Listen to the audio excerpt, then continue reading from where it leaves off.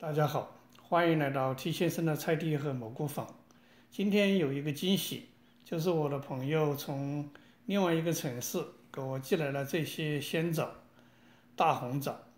熟悉我频道的观众知道我是有几棵大枣树的，而且它这个品种和我是一样的。那我为什么还要接受朋友给我寄过来的鲜枣呢？今天也是想借这一个机会聊一个话题，就是种枣树有那么难吗？2022年5月17号，我有一个视频叫《枣树的故事》，这棵枣树和它的孩子们。今天就算是枣树的故事第2集吧。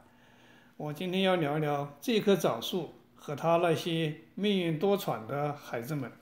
对种枣树有兴趣的朋友，希望可以看到最后，或许对你种枣树是有些帮助的，甚至能帮你决定你家里的院子适合不适合种一棵枣树。好，我们下面来讲这个枣树的故事第2集。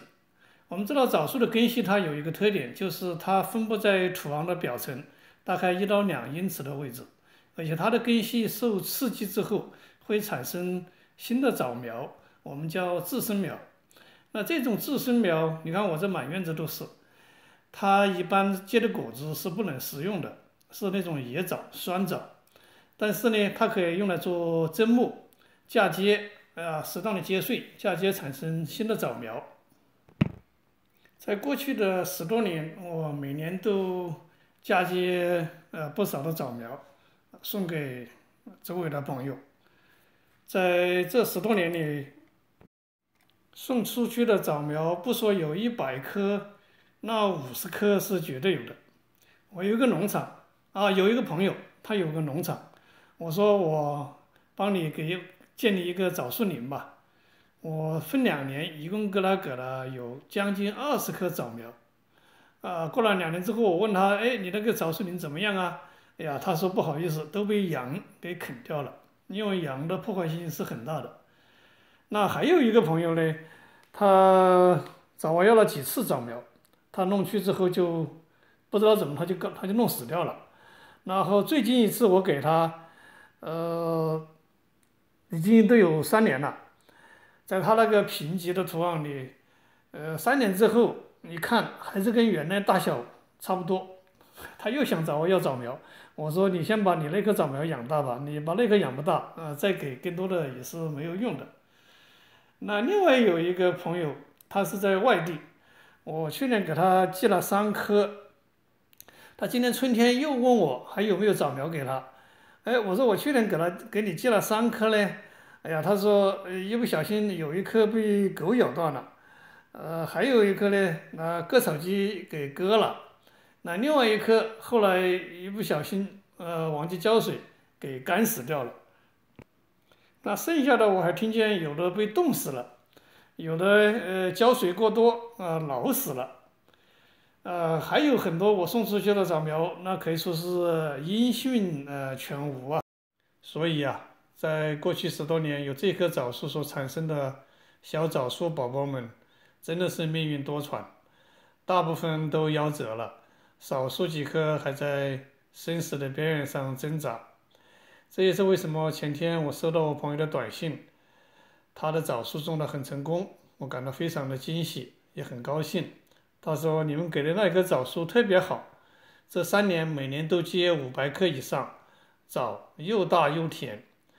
他是我所见到的，我所知道的唯一2个朋友能把枣树种成功了的。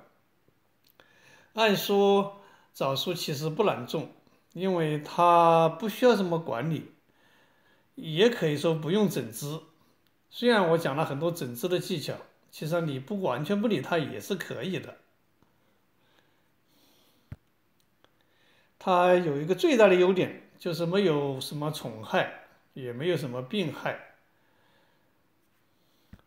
没有什么管理的成本，而且它还很耐旱，所以枣树是很容易种的。那为什么大部分人或者很多人这个枣树种了不成功，都种死了呢？那今天我在这里来说几个硬指标。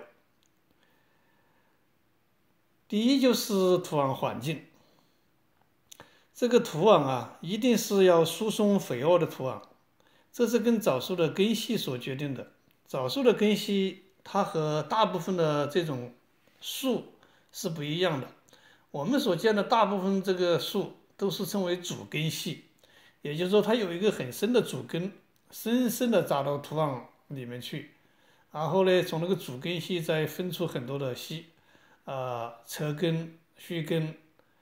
而且呢，这种根系的特点是你上面的树冠，也就是 canopy 有多大，底下的根系范围就有多大。但是枣树的根它不一样，枣树的根它分布在土壤的表层，它也有主根呐，但是它主根不明显，而且扎得不深，它很发散。我们刚才所说，大部分树的树冠有多大，底下的根系就有多大，我们称为滴水线嘛。但是枣树不一样，枣树的根系它非常发散。那根据我自己的经验，它的根系可以是树冠的3倍、4倍、5倍那么大，那么远。你可以说你有多大的范围，它的根系就能窜多远。就我现在这棵大枣树的根系已经窜出了它的这个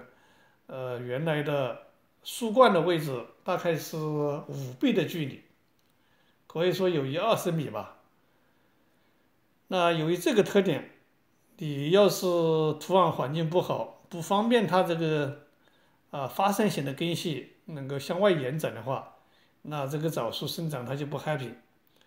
所以说，你要是石头地，你要是粘土很高的那种粘土地，是肯定不行的。所以最近有人在找我要枣苗，我就是要他，首先你要确定你院子的土壤行不行，而且你要挖一个坑，你挖来看看，看看你能不能挖一个1米宽的坑，然后1米深这样的坑。你要是不能挖这样的坑，你就别种枣树了，不要浪费时间了。但是你说我土壤根系，我自然的土壤这个土壤环境不好，我又还想种枣树，那怎么办呢？大家可以参考我2022年3月20号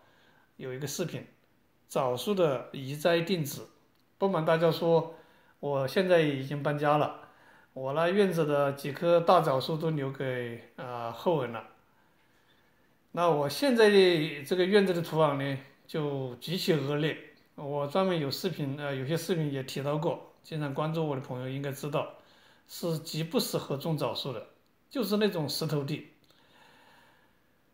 那我为了要种枣树，我就给它挖了一个大坑，所以大家可以参考我那个视频。我那个视频里面挖的坑是有2米多的那种直径，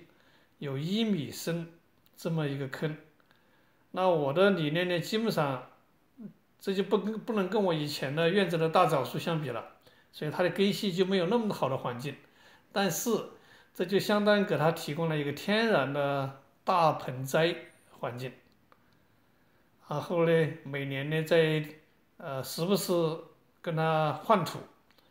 加肥，就是一个相当于一个大盆栽吧。同时呢，控制树的大小，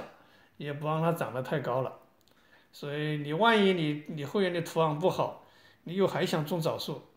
大家可以参考这个办法。第二个硬环境就是光线环境。假如你后面都是参天大树，或者是你邻居家的树，你的后院或者前院吧，有很多阴，没有很好的这种光线环境，那日照强度不够，那你也是不能种枣树的。因为枣树它开花之后，不能坐果，一个很重要的原因就是光照不够。所以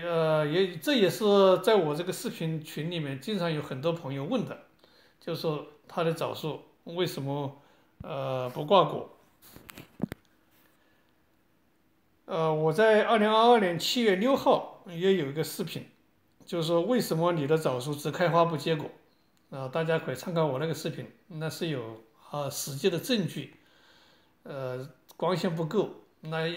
树的两半，一边是光线够的，一边是有点不够的。那够的地方啊，果子结了这个硕果累累；不够的地方呢，就是稀稀拉拉，只有几颗，零零星星。那有个什么标准呢？就是你想日照，早上太阳出来到晚上太阳落山，当中要有70%的时间，你的枣树是有阳光直射的，也就是说70%的日照吧，你才考虑种枣树。那假如说你这一点满足不了，我建议你不要种，或者是你还想种，那你就把这些树，你周围这些树就要进行一些处理，然后呢，要给你的枣树提供足够的这种光线。这是第二个，也是硬指标吧，硬环境。第三个呢，就是地势，你所种的位置不能是这种低洼积水地，因为枣树它是很怕积水的，常言道老泥旱枣是吧？所以这个枣树啊，梨树是要多浇水，枣树是怕水的。而且去年冬天我跟一个朋友割了一棵枣树，按道理来说，它那个的地理环境我是知道的，土壤环境没问题，光照没有问题。但是前几天我碰到问他怎么样，他说差不多要死掉了。那就是他那是原来他那是个低洼积水地，他最近把移出来，移到前院可能稍微好一点。所以这也是一个典型的例子，就是你的地势不能是低洼积水的部分。有了上面假如说你能满足上面3个这个条件，你就可以放心的种枣树。至于种枣树的技术方面，其实不难，只要你有基本的种菜，还有种果树这些方面的经验，种枣树真的不难。也欢迎大家查看我的频道，T 先生的菜地和蘑菇坊。我这个频道里面有很多关于枣树的视频，涉及到枣树的移栽定植各个季节的修剪、整形，还有一些结果的对比，还有比较技术性强一点的，就是枣树的嫁接和缓割。假如大家还有关于种枣树方面的问题，也欢迎在每一个枣树视频下面留言，也可以在这下面留言，